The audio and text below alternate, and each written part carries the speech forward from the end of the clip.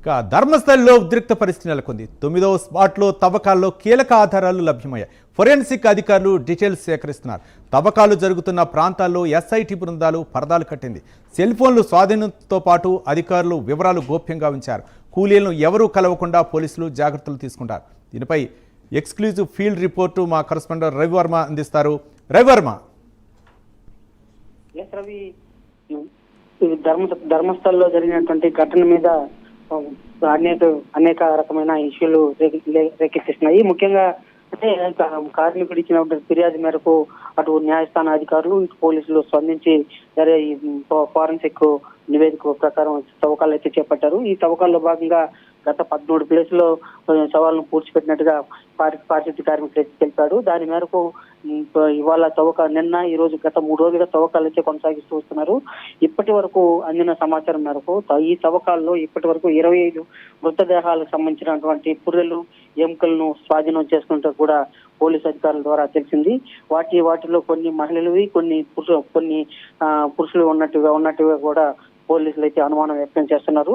అయితే మొత్తం కూడా 100 మంది శవాలను పూడ్చిపెట్టినట్టుగా కూడా ఫారెస్ట్ కార్మికుడైతే పారిశుద్ధ్య కార్మికుడు తెలిపాడు. ఆ మేరకు 13 ప్రాంతాల్లో కూడా తవ్వకాలు అయితే నిర్వహిస్తూ వస్తున్నారు. అయితే ఇప్పటి వరకు 11 చోట్ల మాత్రమే తవ్వకాలు చేశారు. ఆ 11 చోట్లలో కూడా నిన్న తవ్వినటువంటి 6, 7 ప్లేసుల్లో దాదాపు 50 దాకా దొరికాయి. అలాగే ఇవాళ ఉదయం దొరికినటువంటి 8, 9 ప్లేసుల్లో దాదాపు ఒక 25 కళేబరాలు అయితే దొరికాయని చెప్పేసి, కళేబరాలకు సంబంధించిన ఆనవాళ్లు దొరికాయని చెప్పేసి పోలీసులు అయితే స్పష్టం చేశారు. మొత్తం 25 కళేబరాలకు సంబంధించిన ఆనవాళ్లను ఇవాళ పోలీసులు వాటిని తీసి ఫారెన్సిక్ ల్యాబ్ పంపించినట్టు కూడా పోలీసులు అయితే స్పష్టం చేస్తున్నారు. అయితే వీటన్నిటినీ కూడా ఇప్పటి వరకు అధికారికంగా ప్రకటించలేదు. తవ్వకాల్లో లభ్యమయ్యే కళేబరాలకు సంబంధించినటువంటి పుర్రెలు, ఎముకలు వీటిలన్నింటినీ కూడా వెంటనే ల్యాబ్కి అయితే తరలిస్తున్నారు. అదే కాకుండా ఆ తవ్వకాలు చేపట్టే ప్రాంతానికి ఎవరిని కూడా అనుమతించకుండా పోలీసులు, అలాగే ఇక్కడ ఉన్నటువంటి రెవెన్యూ సిబ్బంది, ప్లస్ ఫారెన్సిక్ సిబ్బంది, ప్లస్ వైద్య సిబ్బంది, వీళ్ళ నలుగురిని మాత్రమే అనుమతిస్తున్నారు. మీరు ఎవరిని ఈవెన్ మీడియాను కూడా అనుమతించడం లేదు. అతి పకడ్బందీగా అంటే కోర్టు ఆదేశానుసారం పకడ్బందీగా ఈ కార్యక్రమం అయితే చేపడుతున్నారు. ఓవైపు కంటిన్యూగా వర్షం కురుస్తా ఉంది. వీళ్ళు తవ్వకాలు స్టార్ట్ చేయడం, మళ్ళీ వర్షపు నీరు చేరడం, గుంతలో చేరడం, మళ్ళీ పని ఆపేయడము, ఇట్లా ఈ విధంగా వర్షం కారణంగా పనికి ఆటంకం కలుగుతా ఉంది. అయితే దాదాపు 4 రోజుల్లో పూర్తి చేయాల్సిన పని ఇవాళ వారం కూడా పట్టే అవకాశం ఉందని చెప్పేసి అధికారులు స్పష్టం చేస్తున్నారు. అయితే వర్షం పడకుండా ఉంటే మాత్రం 4 రోజుల్లో పూర్తి అయిపోయే అవకాశం ఉందని చెప్పేసి పోలీసు అధికారులు స్పష్టం చేస్తున్నారు. అంటే దాదాపు చిన్న ప్రొక్లైనర్ పెట్టి తవ్వకాలు తవ్వుతూ కొంచెంలో ఉన్నటువంటి లభించినటువంటి ఈ కళేబరాలకు సంబంధించినటువంటి ఎముకల్ని, పుర్రెల్ని వాటినన్నింటినీ కూడా ఎప్పటికప్పుడు ఫారెన్సిక్ ల్యాబ్ పెట్టి తరలిస్తున్నారు. పకడ్బందీగా మొత్తం కోర్టు సూచించిన విధంగానే మొత్తం ఇక్కడ చర్యలు అయితే చేపడుతూ ఉన్నారు. రైట్ రవివర్మ, 1995 నుంచి 2014 మధ్య ధర్మస్థలిలో దాదాపు 100కు పైగా మృతదేహాలు లభ్యమైన మృతదేహాలను ఖననం చేశామని చెప్పేసి మాజీ పారిశుద్ధ్య కార్మికుడు చెప్పారు. మరోపక్క ఇందులో ఎక్కువగా మహిళలు, మైనర్లే ఖననం చేశారని చెప్తున్నారు. బలవంతంగా నాపై ఒత్తిడి తీసుకొచ్చారు అని చెప్పేసి అతను చెప్పడం జరిగింది. దీనిపైన ఏకంగా డీజీపీకే కలిసి ఫిర్యాదు చేసినటువంటి సందర్భంగా పోలీసులు దీన్ని సీరియస్గా తీసుకున్నారా? జరుగుతున్నటువంటి పరిణామాలు ఏంటి? ఒక పక్క పోలీసులు ఎలా స్పందిస్తున్నారు, మరో పక్క ఎవరైతే మిస్ అయ్యారో వాళ్ళ తరపున బంధువులు ఎలా స్పందిస్తున్నారు? రవివర్మ, మీరు చెప్పినట్టుగా అంటే పోలీసులు ఫస్ట్ దీనిని అతను ఫిర్యాదు చేసినా కూడా పోలీసులు అయితే పట్టించుకోకుండా కేర్లెస్ గా వదిలిపెట్టేశారు. ఇతను మామూలు మాట్లాడే విధానమే, ఇతను కొద్దిగా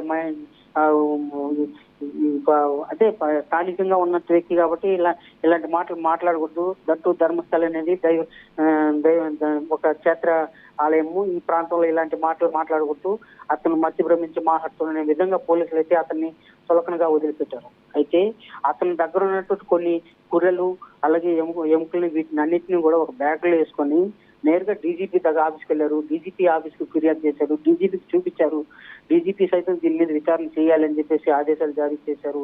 at the same time DGP safe side గా ఏం చేశారు, డీజీపీ ఏం చేశారంటే కోర్టుకి హాజరుపరిచారు. ఆ వ్యక్తిని పారిశుద్ధ్య కార్మిక వ్యక్తిని కోర్టుకు హాజరుపరిచారు.